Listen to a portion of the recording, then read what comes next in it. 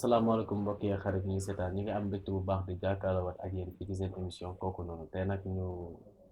dajal benn xale bu am jom xale bu ambitieux mun naa ne un jeune entrepreneur nekkum ci wàllum communication ñu koy wax DJ Mo di animé fi nga xam ne mooy Walf 3 ma koy bàyyi mu présenté wu ñu doog a dugg ci waxtaan bi DJ Mo na nga def. maa ngi fi maa ngi leen di nuyu di leen ziar di nuyu mbokki internetu Laye Art TV di am mbégte contentement si fas yéene jàkkaarloo ak yéen tey. mais DJ Mo ginnaaw bi nga nuyoo lu ma la bëgg laaj mooy exactement yow yaay kan mooy DJ Mo. wax sa bopp nag yombul mais mën naa ne man maay vraiment benn jeune bi nga xam ne élève la ci domaine bi ñu nekk. Parce que biñ ci duggee mën naa ne yàgg na mais yàggul parce que 5 ans du dara am na ñi nga xam ne duré nañ ci at mais durant ces 5 ans ñu ngi jéem a def lu ñu mën yàlla aussi di ñu suturaal que fépp fi nga xam ne ñu ngi fay séntu suñu tànk ñu ngi commencé di fa teg suñu tànk.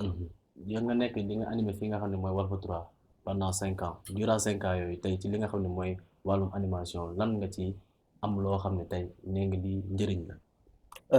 waaw dañuy sant yàlla bu wër parce que durant ces 5 ans du Walf rek laa ko def parce que mun naa ne 5 ans de carrière laa wax carrière bi nga xam ne maa ngi ci métier animation bi présentation ak DJing loolu laa boole mu nekk 5 ans yi nga xam ne dañu koy féete te vraiment dañuy santaat yàlla bu baax parce que am na loo xam ne honneur la parce que ñëpp mën a wax waaye du ñëpp la ñu wax loo kon bu yàlla defee ñu nekk waxkat dañ ciy sant yàlla bu wër parce que mën naa ne suñu destin la du li nga xam ne dañ ko choisiroon parce que bu ñu fàttalikoo bi ñuy nekk école amoon na yeneen idée yi nga xam ne mu ngi woon ci suñu bopp. bu nga nekk école la nga bëggoon nekk. man moom dama doon rêvé jiite ñëpp nekk président. mais métier animation yombul tey jeune boo gis mi ngi bëgg dugg nekk animateur nekk tey devant la scène di présenter ay spectacle et cetera lan ngay wax jeunes yooyu tey bëgg def li nga xam ne mooy métier boobu. que li may wax gis nga nit ku ne am nga talent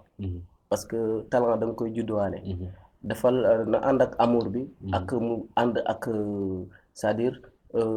nangoo sonn bi parce que yaakaar naa loo nangoo sonn rek jaamu ko rek yàlla dina la ci ubbil yow kañ nga sentir ni que ni man mi kat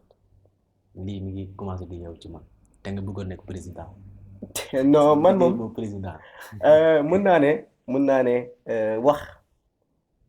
ci Serigne Saliou lañ ko tàmmee parce que man cantaakun laa li xaadatil ujóor wal ma Saliou bi tey wal jës bi wa inni Saliou waaw ci basan Serigne Cheikh Béthio yi la ñu jàngee wax ci la ñu nàmpatale xam nga ñuy dem di dem nag ba mu yaatu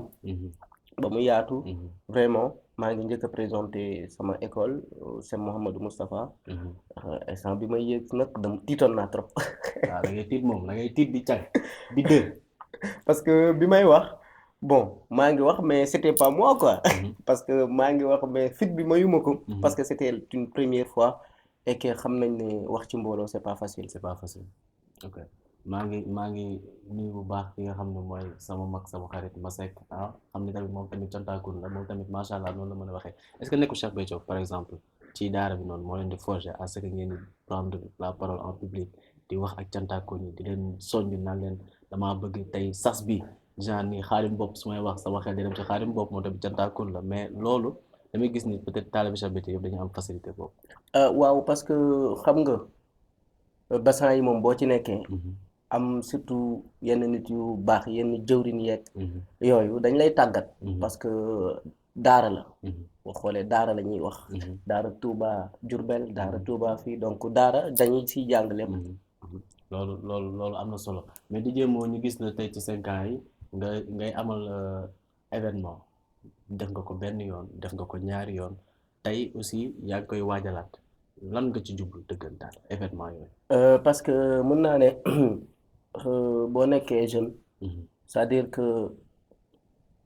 motivation baa ngi fi ambition baa ngi fi te volonté baa ngi fi donc li des rek mooy que nga essayer mettre les premiers pas mooy que def nañ ko di ko defaat parce que xëcc moom bu daggul dikk te te mën naa ne ñun ñëpp ay mën nañ nekk ay promoteur parce que su ma gisee parce que bu nit ñi xewlee dañuy woo ñun ñu présenter leen te que am nañ benn link bi ak yenn nit ñi am nañ matériel bi mu ngi fi aussi saal yi yàlla dimbali nañu que fu ñu soxla tey dinañ am ñi nga xam ne dinañ ci taxaw donc je me dis que ne ñun au lieu que ñuy xaar nit ñi di produire duñu woo pourquoi pas ñun ñu produire pour yenn ñi nga xam ne ay jeunes lañ comme ñun ñu mun leen wone sur les scènes sénégalaises en fait foofu laay taxaw parce que yow jeune nga tey su ma gisee tey sa programme aussi gis naa ni ñi si ëpp ñi nga def ay parrain ak ay marraine tamit bon nit ñuy magee tamit mën naa ne bëriwul nous sommes mën naa ne de la même génération comme Laye Art comme ñeneen ak ñeneen tey lan moo tax yow nga nekk jeune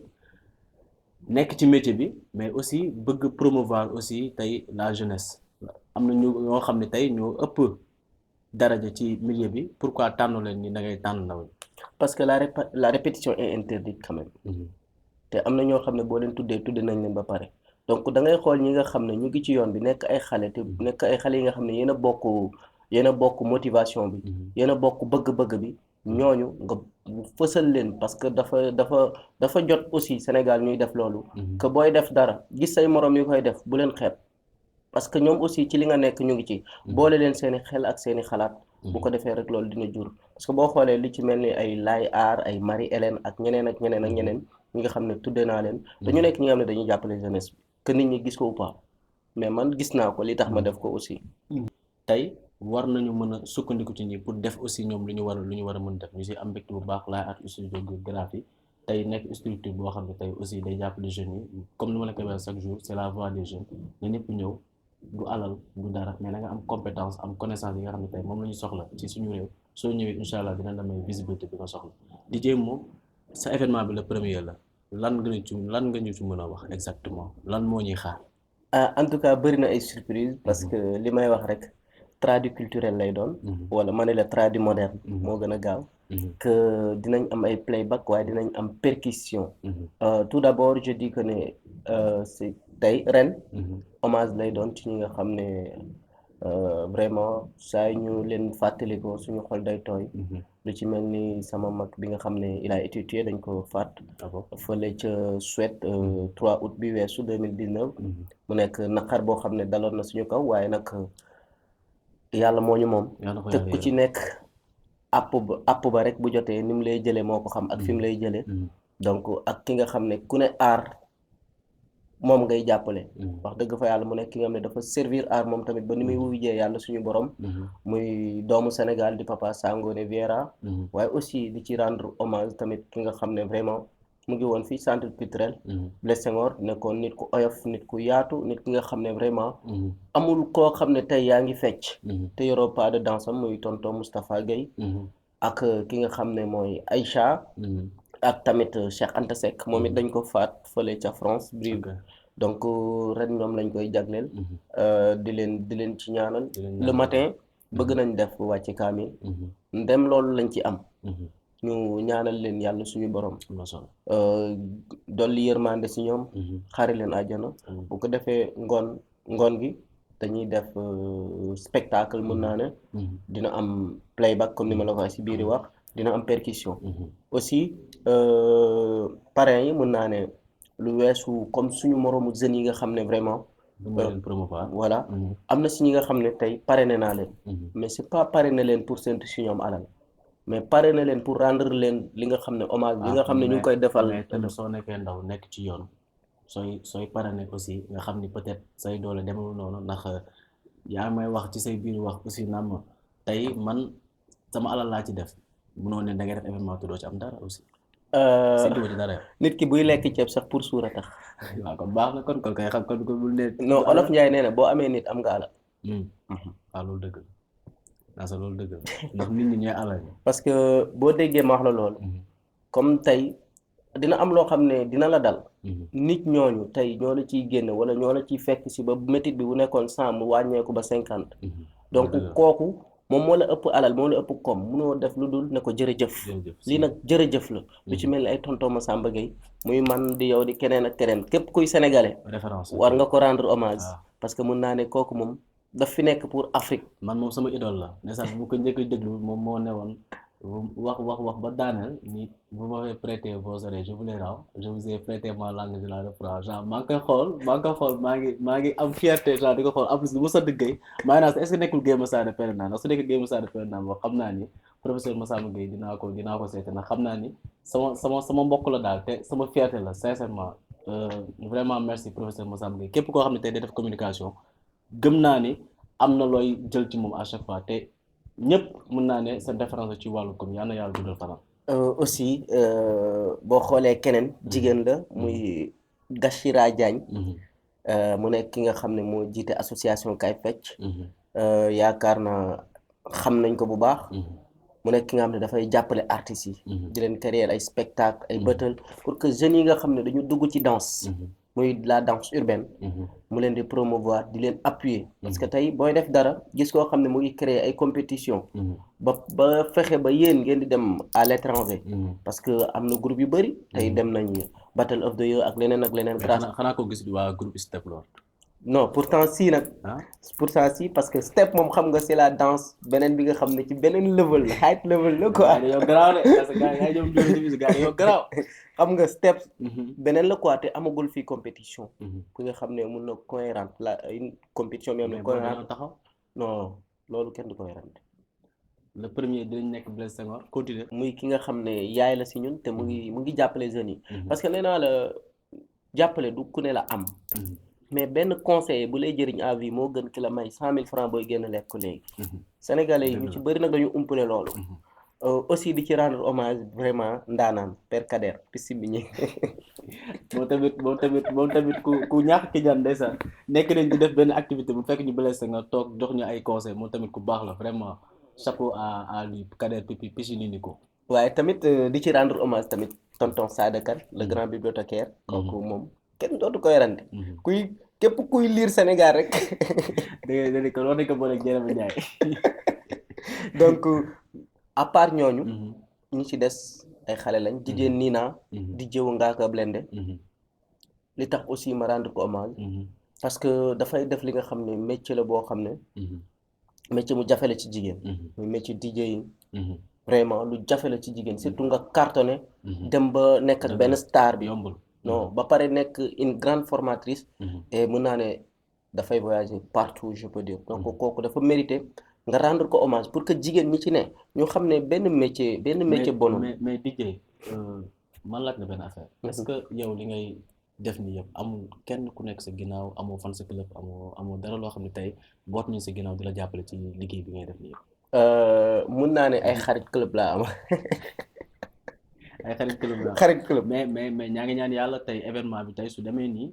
ñu dem Blaise Senghor tey ak comme li nga wax tradi moderne am ay playback am percussion et cetera gars yi yëg def spectacle su beneen yoonee tey ndax mën ngeen ñu promettre peut-être dina dugg ci affaire sociale dem ci pépinière yi dem ci hôpital yi genre gën a promouvoir loolu ndax xale nga certes mais tamit bëgg nga tey lépp loo xam ne yaa ngi koy def rek dina am amélioration parce que tey ce n'est pas évident nga gis koo xam ne tey un jeune animateur mi ngi nekk di def loo xam ne tey ci 5 ans de carrière li ngay def nii mu am activité yu ni mel. xam nga Olof Njaay nee na yàlla bu la joxee million wax la pour nga lekk de mais dana la séddale dëgg la est-ce que dégg nga wax ji dégg naa baax c'est-à-dire que yaakaar naa nit ku ne ci li nga nekk ci nga mën a yokk sax jaamu yàlla te tey xol boo xaar bu ne bu nekkee téeméer la juróom-ñeent fukki ak juróom-ñeent yëpp ku ci nekk yaa ngi ñaan yàlla li yàlla may la loo bokk ak doomu aadama yi surtout ñi nga xam ne tane nga leen parce que àdduna tanante la kii xëy di ndekki benn yoon sax am na kum tane te kim tane noonu war na xool nan lay def ba dimbali ko donc loolu du loo xam ne dañuy xaar rek pour am succès wala kii pour mun ko def parce que yaakaar naa looy def ci ba ngay am benn boo amee fukk di nga ko gën a mën te waroo xaar ne damay am fukk doog a def lu baax déedéet ñu ngi ci nag mais dañu ñaan yàlla dem bay def lii nga xam ne nit ñi defaguñ ko waaw parce que kuy ñaan parce que commencé nga ko ndax tey soo ne tey da ngay def ay parrain ak ay marraine ñi nga xam ne ay xale lañ nekk ci seen yoon di jug di teg nànk ba ëllëg ñu nar a dooni dara tey gëm naa ne yaa ngi def loo xam ne kenn def gu ko ndax tey képp kuy parrainer képp kuy marraine yaa ngi xool ñu am alal ci dëkk bi parrainer leen mais yow déedéet da nga tànn ñi nga xam ne tey yéenay demandoo ak seen ay moyens yéenay màggandoo loolu rek c'est déjà quelque chose. non ñoom doon nañ dara sax. doon nañ dara. doon nañ dara mais tey dinañ gën a am peut-être benn tour bi quoi parce que tey su ma la nee tey yaa ngi pare na ñi nga xam ne tey ñi ngi doog a commencé. cela veut dire que